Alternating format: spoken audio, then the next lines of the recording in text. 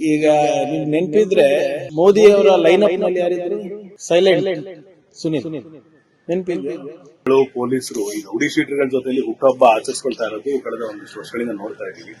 ಮತ್ತೊಂದು latest example Yelahanka limits ಅಲ್ಲಿ ಅಲ್ಲಿನ ಶಾಸಕರು ಮತ್ತೊಬ್ಬ ರೌಡಿ ಶೀಟರ್ ಜೊತೆ ಕಾಣಿಸ್ಕೊಂಡಿದ್ದಾರೆ. ಈಗ ನಿಮ್ ನೆನ್ಪಿದ್ರೆ ಮೋದಿ ಅವರ ಲೈನ್ ಅಪ್ ನಲ್ಲಿ ಯಾರಿದ್ರು? ಸೈಲೆಂಟ್ ಸುನಿಲ್ ನೆನ್ಪಿದ್ಯಾ? ಪ್ರಧಾನ ಮಂತ್ರಿನೇ ಅದ್ ಮಾಡ್ತಾ ಇರ್ಬೇಕಾದ್ರೆ ಇವ್ರದೆಲ್ಲ ಏನಿದೆ ಅಂದ್ರೆ ಪ್ರಧಾನ ಮಂತ್ರಿ ಅವ್ರದ್ದು ಎಕ್ಸ್ ಖಾತೆ ತೆಗೆದು ನೋಡಿ, ಯಾರ್ಯಾರಿಗೆ ಫಾಲೋ ಮಾಡ್ತಾರೆ, ಯಾರು ರೌಡಿ ಶೀಟರ್ಗಳಿದ್ದಾರೆ, ಯಾರು ಪ್ರಚೋದನೆ ಭಾಷಣ ಕೊಡ್ತಾರೆ, ಅದಕ್ಕೆಲ್ಲ ಟೈಮ್ ಇದೆ. ಸೊ ಇದೆಲ್ಲ ಪಾಪ ನಡೀತದೆ. ಯಾರೋ ಬಿಜೆಪಿ ಶಾಸಕರು ಒಬ್ರಿಗೆ ಮಾಡಿದ್ರೆ ಅವರಿಗೆ ಮೇಲಿಂದಾನೇ ಇರೋದಲ್ಲ ಇದು. ನಮ್ಮ ಅಧಿಕಾರಿಗಳಿಗೆ ಬಹಳ ಸ್ಪಷ್ಟವಾದಂತ ಆದೇಶನ ನೀಡಿದ್ದೇನೆ.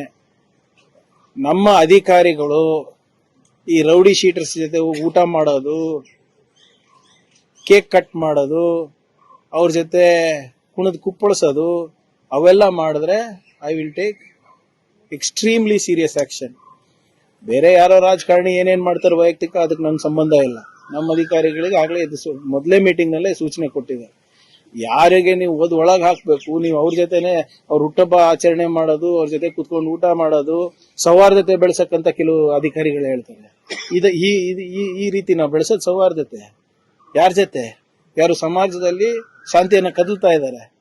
ಸೊ ನಮ್ಮ ಇಲಾಖೆ ಸಂಬಂಧಪಟ್ಟ ಹಾಗೆ yes we will take action if there is anything. ಮಿಕ್ಕಿದ ಯಾರು MLA ಯಾರ ಜೊತೆ ಇರ್ತಾರೆ ಅದು ನಮ್ಮ ಸಂಬಂಧ ಇಲ್ಲ.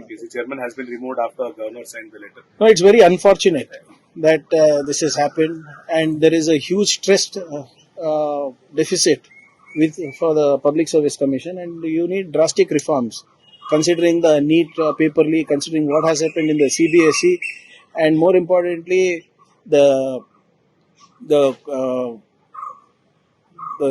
doubts cast on the KPSC chairman is extremely